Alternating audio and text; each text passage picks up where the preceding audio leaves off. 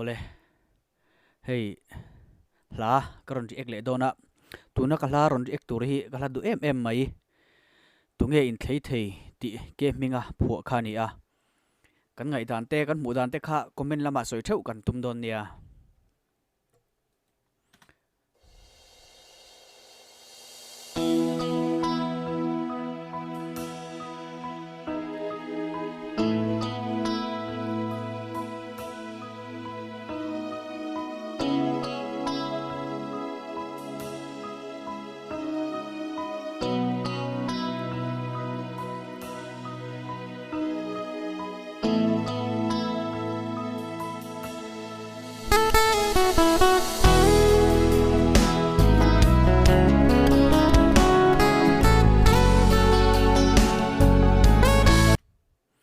heta tang hian kan ri ek ngal lok te ang hei security an oma tunai chu security hi mun sang sanga private security anom to a e dam do ina te pon yang chu khang kha tunai security ho hin fel khop mai mi pui ang chi jong kamel set ngat phei chu e fel deu mai om le ngala e pakhat phei chuan henu wang hianin kan dam le ni ati hian ni security pakhat dam do ina duty thin pakhat phei chu e mar su ming chu ka soi lo mai anga ki mani pon kan chhor chang kai MMA hei kan soi lan du pakhat chu ten security ten an pute an hotu te anon kala an za heta hian a music video kan hmunga ma se heta pui ngai in mei che pakhat alo buai mola an pui lem lo ni a chan engen yang an pute khan za awanga ni an pute ron kal lo lai ni se an pute om lo lai chu ni se chon an pui she mi alawang security ho hian an tuan tha MMA tunai security ho phei chu e ma se an pute ron kala wang han pui ta lo ni chu ta tak chon ho sale er thei in kar zau uziate ho sale er thei in kar e alo khik na sat to ziate kha alang chiang ta MMA yani an pute khan za an pute zo kha an no za lo thei si lova he ta an pute ron kalai khan he tlai mi khalo pui dai che chon an pute khan lung oi lo ve mai thei ni kha kha thil om thei ani a security te vodem na lam ni lowin mo e kha kan thre thiam thei mai ome ngai thla zelang o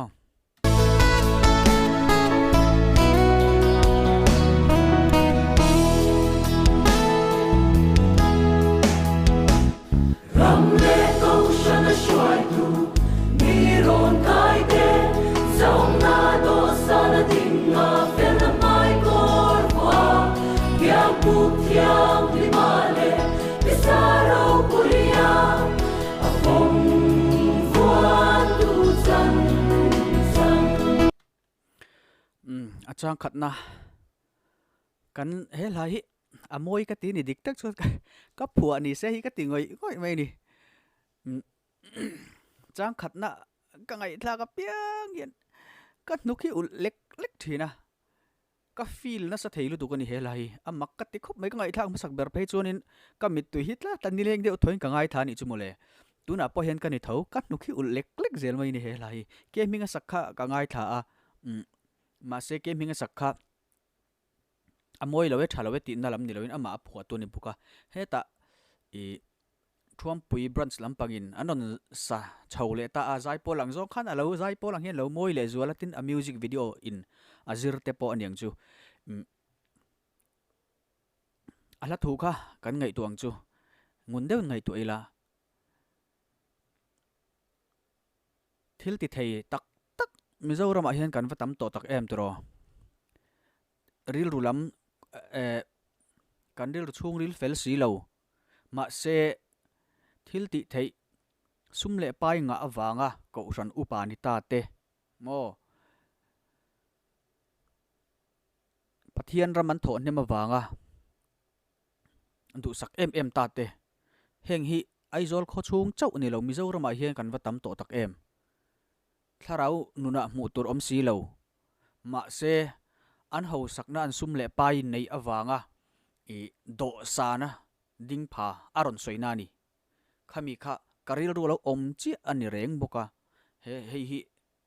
e kan Christian na hian akeng tel to emoni cho ti thei tur ko pin a omani heta hian hla thu hian aron soi chiang khopin a hriat mai ngai tha chun zom le lokang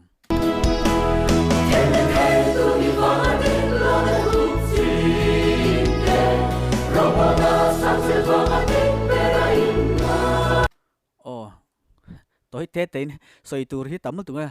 tamlu tukani he la hianin ala thui engkim hi a travel lo vekin riata rong bol na sang chelwanga digbera in ngai tilai tak kharil ru alua le zual boka he la thuga hian a chan chu han ngai tua theu ma ula kan mel riat te poniang chu tle ma kan den mun sang te ke po kan ni tho biak ina ka in khom te I thom nonal tak tak tak nena biak ina ka in khom te hian thavio ka in ngai thin ni kan ni vekin karing mi te po kan vo mu tha thina ni mo rong bol na sang tak tak kan za em thin khatiang ni na an chel khan kan lo mu sanga mo mani kan in da niam roi thina ni kha thil thaber lo ni lo boka chuti rual chuanin khatiang din muna ding te po khan an ma ni an lo in da sang ta thin em ani kha thil thei ani ve tlat tin thil thei ani mai ba ka tun lai khovela thil kalphung phung ani deuh berang chu khatiang tur han kan ngai ta emoni chu oti thei tur khopin I kan khovel hi ain hera dang lam ta a hla thu po he na ron soi chiang viau bokani ngai thale ang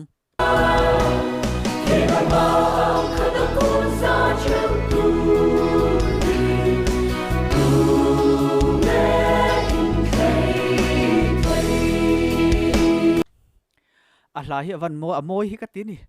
hla reng hi chu I a hla thu tha deuh po ni ro se a hla thu tha eng anga hla thu tha po ni ro se a thu ka moi lo chuan hla hi tha thei lo kan soi sual lawang hla hi ati moi tu ber chu a thu ka ni thu tha tak po ni ma se a thu ka thin viau chuan kan ngai na lo thin kan revek hlat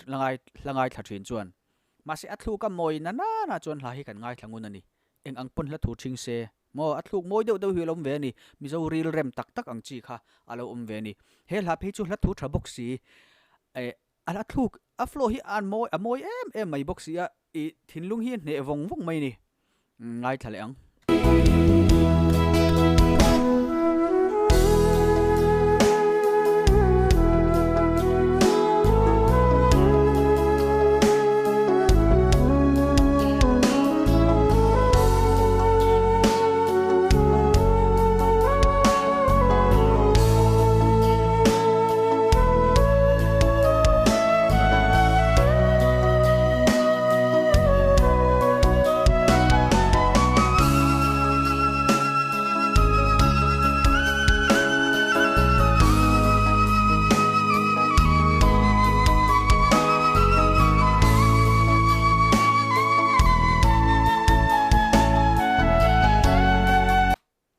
an din mun hi vain ang lo te lu lem tro an din mun hi kan en chuan pakhat sum le pai nga lu tuk tak mai ani a ma se sum le pai nga hian limna lomna thlen ber lo ti hi achiang chho viau maya in chung khur nuam tak in lian tak in ro pui tak nei ma ila pathian kan nei si lo chuan eng ma om ziam lo chu ai chuan in chetak in mani in ti ve thei tur in nuam lutuk lo mi te thlir na po nuam lutuk lo nei ma ila achunga cheng te kan lima pathian kan bela pathian a kain nga tlat chuan chung ba ka limom chu khovela hian om lo reng atlang chiang ani a music video hi mu nom thota hi an siam thiam thota ni tin achang tu te reng hian an ne so an pa jong in ne so vek mai in riata a music video poi ke engun view in ka ria ngai thal zelang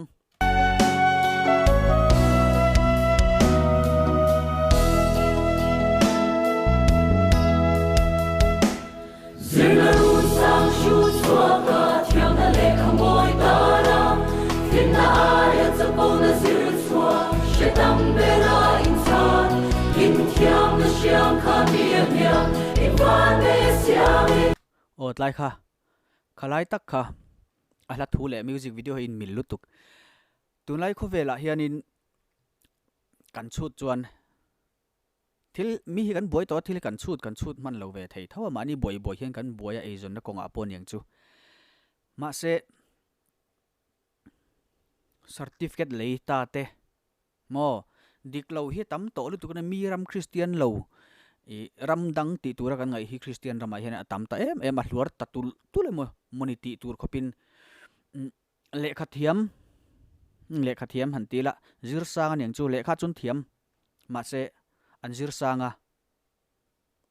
mà sẽ khang khan polite na mo ai upate lệ nuôi nung zok te mà ani ai har sar thei zok te za na nei za pa na nei mi lo mi sing hi anin zir chuak cheu to an tam lu tuk an zir na khan an zir san na khan khang zong zong ka akeng tel mi alo chapo na ma ani in da san na khang kha akeng tel ta thina ni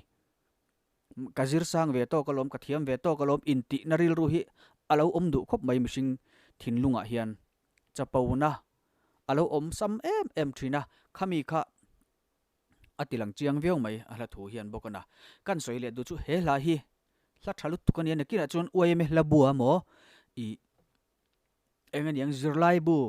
enga mo ber chuan ala chuan nge karing he la kher hi chu kan soi huai deuin kan soi ve ni chu ngai thaliang o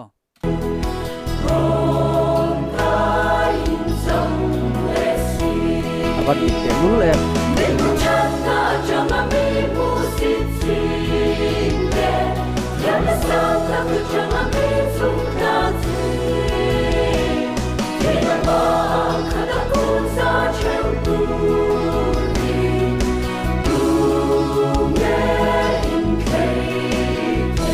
khanu kha music video hen lak lo lu tu ka achan hi khong ai thak bi katia he ta pakhatin lo trim sepa ho ko nga tuin nan lo le boka achan dan kha ka khong ai zong takani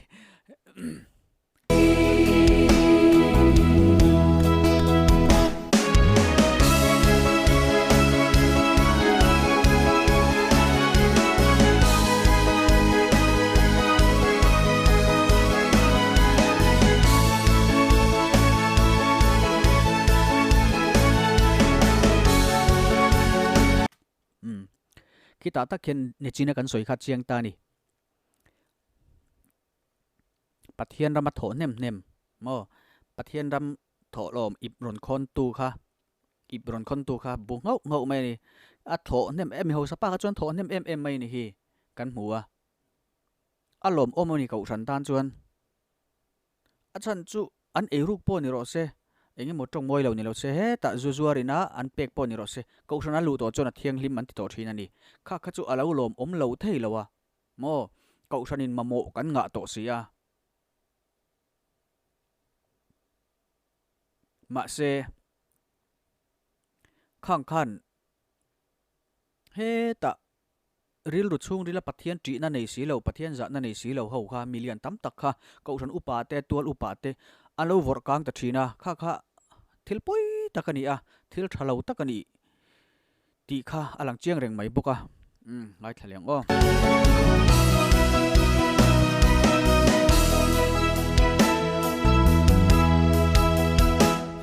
ram le câu shana shuai tu mi ron kai te song na do sana ding na fel na mai kor wa ya pu thiam li ma le bisaro kuria a phong vuan tu zan abat ti ke lu le ke tu mi va ding lo de hu si te ro ba na sang se va ding pera in na ke na ba ka da ku sa chen tu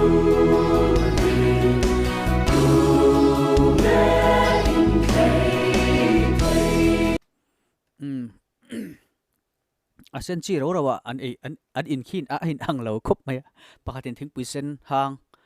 pakhatin mo ram man yang chu asen chi kha lo in boka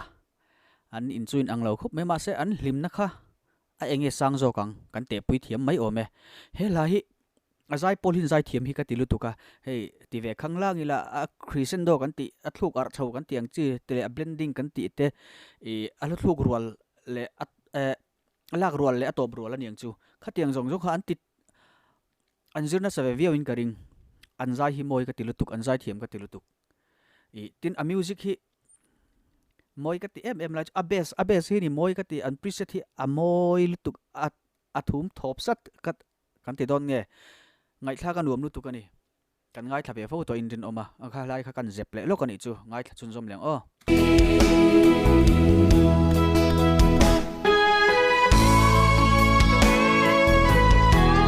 ani dang lo khop mai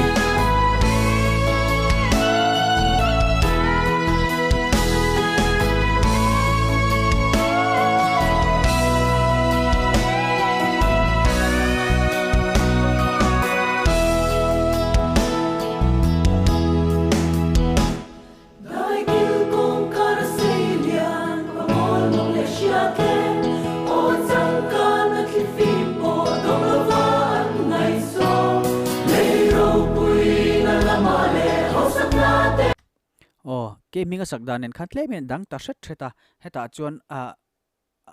musical drum takin ti ve khanglang ila staccato kan ting kharon hmang ta zeu zeu ta aron om ta zeu zeu ta ni khayang chi khamo mase asol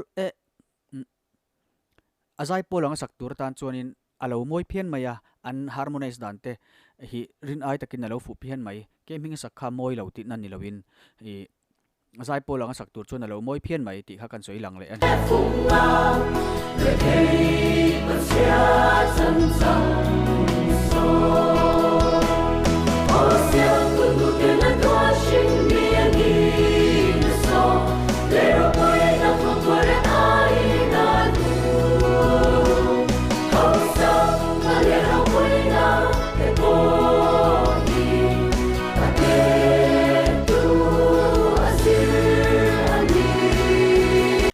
adik chi ani hausak na ro puina te po hi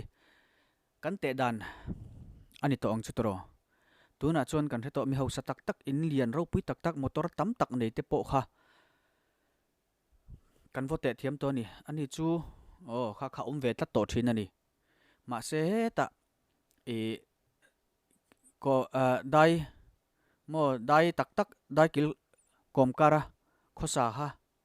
pathian mi tak tak hin tamani in le lo chete nei si ang kha mo khateng kan te thiam to mi sing hian tu na chuan kan en dan po dang to ni pathian mi lo hi alo hriat to lu tu kan tu lai kho vela chuan aizol khopu ya ngat phei chuan mi engma ka in ngai sak man to lo ni bera eile in chungchanga te po tuna covid awang hianin hengi tle min ron thang har le ta deuh ti ila kan soi sual om lo ve ama te kha chuan then om in hnuai velami te po ka in she mu mal mang lo thina ni ma se khawa tuna covid awang hian te hi tam tak hi kan shiat bel pha maro chu tun lai kho vela chuan la ina alo soilan la ina alo hril chua hi alo dikzel mai ni hian a hriata he hlangat phei chuan a soi fia viewin a soi dik chat chat hle mai ngai thaleang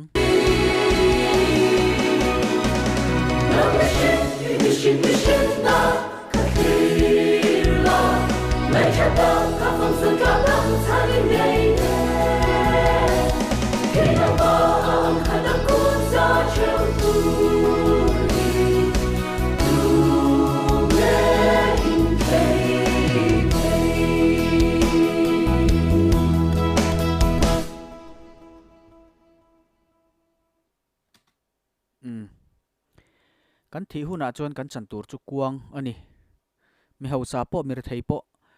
ma se hei ka cha du cheu chu mir thei ni boxi sual boxi pathian tri boxi lo pathian se boxi lo hi om ve thei thoni mir thei zong zong ka parwan raman kai don ti na ni lo ma se pathian kan tri a pathian kan nai tlat chuan kan chantur chu nuam don ani ma se chu tiang ni lo wa le ya sheom boka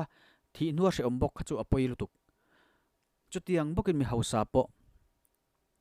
heleya mir theite en kan tlat mo mi har sat na shedu mi alawang chi shereng si shedu lauder ang chi kha an tam lutuk khatiang kha an chantur chu chiang vereng mai ni chuwang chuanin engkima pathian kan da lal hi poimoti kha top kharna ni ro se